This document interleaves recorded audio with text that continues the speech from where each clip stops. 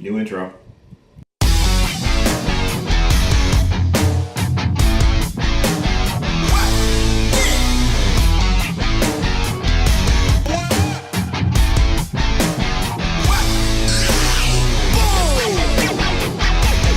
What is going on, guys? It's your boy Will, and I am back with a quick movie review for Fantastic Beasts: The Crimes of Grindelwald. This is the second of the Fantastic Beasts movies that come out after Fantastic Beasts and Where to Find Them. This movie continues the adventures of Newt Scamander, played by Eddie Redmayne, and this also stars Jude Law, Dan Fogel, Johnny Depp, and a slew of other actors and actresses in this lovely film. Let's get this part out of the way. I am not the biggest Harry Potter fan. I do enjoy Harry Potter. I enjoy the franchise. I enjoy the world. I will say the biggest Harry Potter fan in this household is my lovely partner, Kevin. And he got to see the movie with me. He loves the movie. I will say I enjoy the movie very much. It is not without some little issues here and there, but a lot of those I was able to look past just to enjoy the movie. Let's start with the stuff I did like. I definitely like Newt Scamander, played by Eddie Redmayne. In the first movie, I enjoyed his character closer to the midway point of that movie, whereas this one, I'm kind of used to his mannerisms and the character as a whole, and I liked his performance a lot, and I enjoyed that we got to see more of where he lives and his kind of sanctuary where more of his creatures are. We also got to see the original cast come back as well. Tina, Queenie, and Jacob. Jacob I still enjoyed. He was my favorite part of the first movie. I think he did a really good job in this movie as well. Tina and Queenie's characters have some issues with, but I'll talk about that towards the end of the video. Overall, I'm glad to see all of the original cast come back for this one. It is a direct continuation of the first film. This takes place about a year or so after the events of the first Fantastic Beasts. In terms of new characters, I love Jude Law's performance as Albus Dumbledore. We've already seen Dumbledore in the original Harry Potter, not trilogy, but octilogy. It was like 8 films. We saw Dumbledore played by 2 actors in those films, and in this one, Jude Law brings that young, enthusiastic, yet suave and charming performance to the character, and we get to see more of what he was like when he was younger. In this movie, he's just a Defense Against the Dark Arts teacher. I do know some stuff. I will say I do know some Harry Potter stuff, but I liked his scenes that were in the movie. He wasn't in the movie a lot, which is a little bit of a disappointment, but I did really enjoy his performance. We also got to see more of Johnny Depp as Gelward Grindelwald. I probably butchered that name. And Johnny Depp as Grindelwald, this goes in line with his characters with weird hair that really need a lot of sunlight. They're just pale.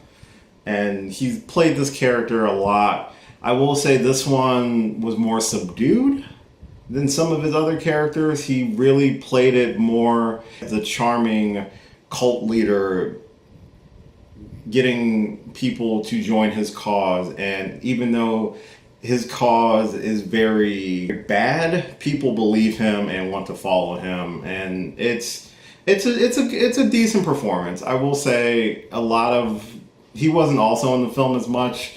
There was a lot of characters in this movie, and a lot of them had to have different scenes to serve their purpose being in this movie, but a lot of it was set up for, obviously, the sequel to this one. And a lot of their scenes were cut short because the overall story had to move forward in order to serve the greater story that will be continued in the next film. The movie as a whole, this movie does tie in a lot more to the original Harry Potter franchise, in my opinion, than the first movie did. This one, we got to go back to Hogwarts. There was a lot of flashbacks of Newt and Lita Lestrange, who was his love interest, who was also in this movie. There was a lot of flashbacks of their time in Hogwarts and working with Dumbledore, and there's a couple other Easter eggs. The tone of this sequel is a lot darker than the first movie, where the first movie had more more of like a bubbly spin to it a little bit, because it was really about the creatures and escaping from his case and having to recapture him. There were some dark elements in the first movie, but this one also went like super dark in my opinion. I would say it's the Empire, if I'm comparing it to something, of this franchise, but I should probably compare it to a Harry Potter reference. So if Fantastic Beasts and Where to Find Them was the Sorcerer's Stone, then this movie is the Goblet of Fire of that franchise in terms of tone. The movie as a whole personally feels more like setup for a better movie coming. Like I said, in terms of Dumbledore, he wasn't in the movie that much, and you could tell by the end of it, he's going to play a major role in the next film. We also got the return of Credence, who was played by Ezra Miller's character, as well as a shout out to Nagini, who was the snake from the Harry Potter franchise with Voldemort. That was one of his Horcruxes. This is a spoiler to you. These films have been out over 10 years. Go watch them. So this character is in the movie, but the character is just there.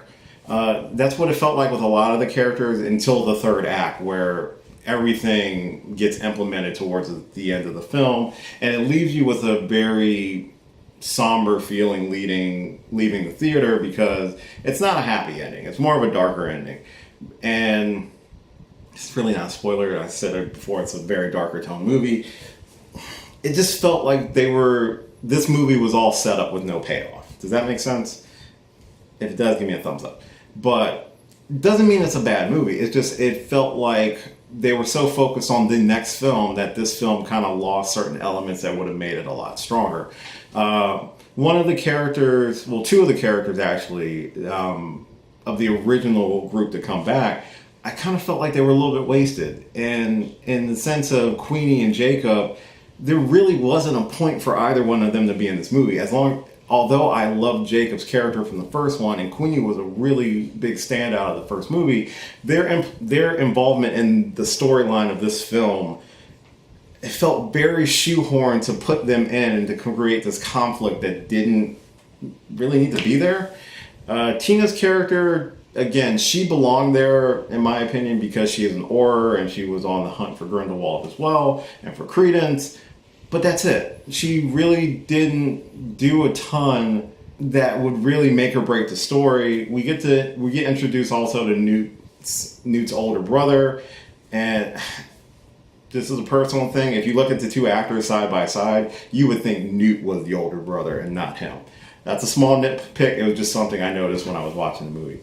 Overall, like I said, it does have some flaws to it. I think it was more of a setup for a stronger movie that will probably be the next one. But with that being said, I did enjoy watching this film. I liked some of the new creatures that they introduced in the movie. It was a lot of fun, even though it was a darker tone. I disagree with some of the character choices towards the end of the movie, but that's a personal opinion. Overall, it's an enjoyable film. If you are a fan of Harry Potter, you will probably walk out of the theater absolutely loving it. If this is your entry point into the franchise, you probably should start with the first one. With that being said, I will say go check out Fantastic Beasts Crimes of Grindelwald. It's a fun movie, especially if you are a hardcore Harry Potter fan. I do look forward to the next one in the series. I'd say go check it out in theaters. So, that is my quick review of Harry... that was a slip up. All right. So, that is my review of Fantastic Beasts, The Crimes of Grindelwald. What did you think of the movie if you had a chance to check it out? I tried to keep it non-spoiler. There is a big reveal at the end, but I'm keeping it non-spoiler. What did you think of this film if you have seen it? Comment down below. Try to keep it non-spoiler in the comments. Or if you haven't seen it, does this review make you more likely to see it, or are you going to wait for it to come out on Blu-ray? As always, everyone, thank you so much for watching this video. If you do like this video or any of my other videos, please like, share, and subscribe. I do have more videos coming because we got a lot of films dropping this before the end of the year. And until the next one, I will catch you later. Happy holidays.